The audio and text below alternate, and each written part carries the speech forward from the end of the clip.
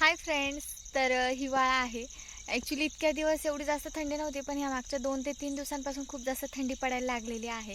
तर म्हटलं काहीतरी असं बनवूया, म्हणजे अशी काहीतरी रेसिपी बनवूया की जी आपल्याला हिवाळ्यामध्ये खायला आपल्या हेल्थसाठी खूप उपयुक्त असेल आणि जी आपल्या घरीच अवेलेबल असेल. तर शेतात आलेली आहे मी आमच्या घराच्या एक्झॅक्टली मागेच. आणि आता इथं छोटी छोटी मेथी आहे. तर मेथी खूप जास्त छोटी आहे, हे पहा. म्हणजे अजून जमिनीतच आहे ती मेथी, पूर्णपणे उगवलेली सुद्धा नाही आहे.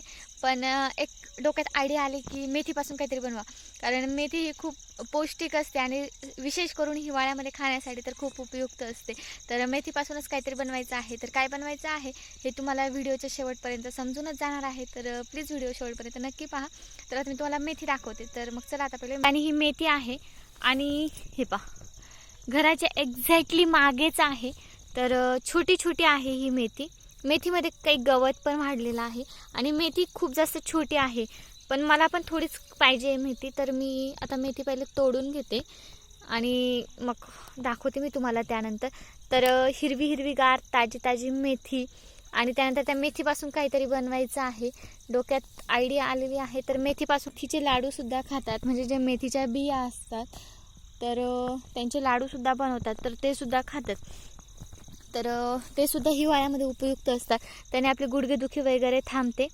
आणि आता मी इथे मेथीपासून काहीतरी बनवते आहे. तर काय बनवते ते पाहूया. अशा पद्धतीने मी मेथी तोडून घेतलेली आहे.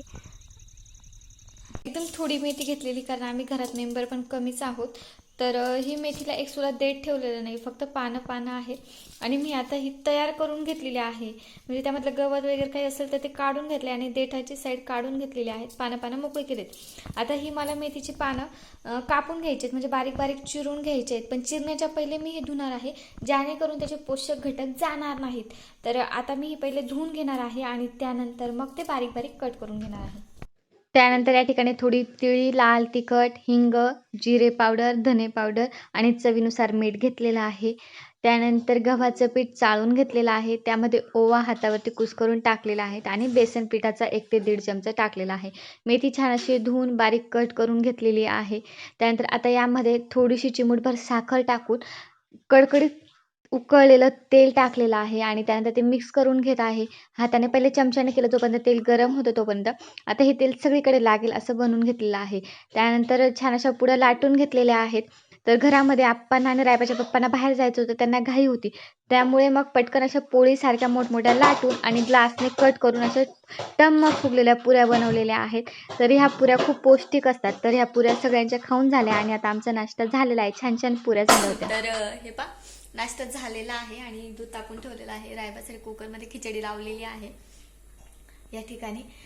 आणि आईंनी हे पोळींचा भुगा बनवलेला होता. तर नाश्ता झालेला आहे आमचा. आणि त्यानंतर आता पसारा, एवढा सगळा पसारा आता पहिले आवरायचा आहे. इकडे कारल्याची भाजी आहे. आता पहिले मला हा पसारा आवरायचा आहे आणि रायबा दाखवते. तर हा इकडे रायबा त्रास देतोय, कॉटवरती चढतो, विंडोमध्ये उभं राहायला पाहतोय. तर मी स्लायडिंग लावलेली, त्यामुळे त्याला थोडा प्रॉब्लेम होतोय, उभं राहता येत नाही, तो सटकून येतोय खाली. तर त्याची कुरकुर चालू होती. वरती पसारा आवरते मी. खूप सारा पसारा पडलेला आहे, कारण नाश्ता झालेला आहे आणि स्वयंपाक बनवून झालेला आहे त्यामुळे. तर रायबा म्हणतोय की तू किचन ओट्यावरती काय करते ते मला पाहू दे. जसं की तो सारखा सारखा कडेवरती येतोय. किचन ओट्यावरती काय करते कुकरच्या शिट्ट्या होत आहे. खिचडी बनवलेली आहे त्याची. आणि हा पा, वाढती लागली त्याला, म्हणजेच आपण त्याला उचकी म्हणतो, ती उचकी लागली आहे. पण तरी पाणी प्यायचं नाव घेत नाही आणि मला कामही आवरू देत नाही. तर ह्या पुऱ्या चवीला खूप जास्त छान झालेल्या होत्या आणि छान फुगल्याही होत्या. तर सगळ्यांचा नाश्ता वगैरे झालेला आहे, स्वयंपाक झाला. तर किचन वगैरे सगळे घरं झाडून पुसून, म्हणजे पुसलेले नाहीत पण झाडून वगैरे, टॉयलेट बाथरूम धुवून झाले. आता सगळ्यात शेवटचं आणि महत्त्वाचं काम राहिलं ते म्हणजे रायबाला खाऊ घालणं.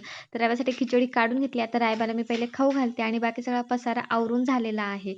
साईडला पण एक टिक्का लावून घेतला आहे आणि इथे टिक्का लावलाय, पण टिक्का लावत असताना तो हल्ला, त्यामुळे तो एक्झॅक्टली गोल नाही लागलेला आहे. आणि आता 11:15 वाजलेत. तर रायबाची झोपण्याची पण वेळ झालेली आहे. त्याला मी झोपवते आणि त्यानंतर माझं जेवण करून आणि माझं पण केस वगैरे विंचरायचे बाकी आहेत, तर ते करते. की तुम्ही व्हिडिओमध्ये पाहिलं माझे सगळी कामं आवरून झालेले आहेत, नाश्ता वगैरे झालेला आहे आणि घरातली सगळी कामं आवरून झाली. रायबाची जस्ट अंघोळ झालेली आहे आणि त्याला टिक्का लावत होते. आज खूप दिवसांतर काजळचा टिक्का लावला. तर तसं आता मी कधीचा त्याला गंधचा टिक्का लावत होती. आज त्याला खूप दिवसांतर काजळचा टिक्का तो हलून गेला, तर थोडा तो पसरला. एक्झॅक्टली गोल नाही लावू दिला त्याने. आणि आता त्याला झोपवायचं आहे. 11 वाजून 10-15 मिनिटं झालेले आहेत, म्हणजे 11:15 झालेले आहेत आणि त्याची झोपण्याची वेळ झालेली आहे. अजून माझे केस वगैरे विंचरलेले नाही आहेत आणि माझं जेवणही बाकी आहे. तर बाकी सगळे कामं आवरलेले आहेत. जेव्हाही रायबा झोपेल त्यानंतर मी जेवण करून आणि बाकीची राहिलेली कामं आवरून घेईल, केस वगैरे विंचरून घेईल आणि आजचा ब्लॉग इथंच एंड करते. ब्लॉग कसा वाटला कमेंटमध्ये नक्की सांगा. व्हिडिओ आवडला असेल तर व्हिडिओला लाईक, शेअर आणि चॅनलवरती नवीन असाल तर चॅनलला प्लीज सबस्क्राईब करा. भेटूया पुन्हा अशाच एका नवीन छान व्हिडिओमध्ये. तोपर्यंत काळजी घ्या. व्हिडिओ पाहिल्याबद्दल धन्यवाद. Thanks for watching.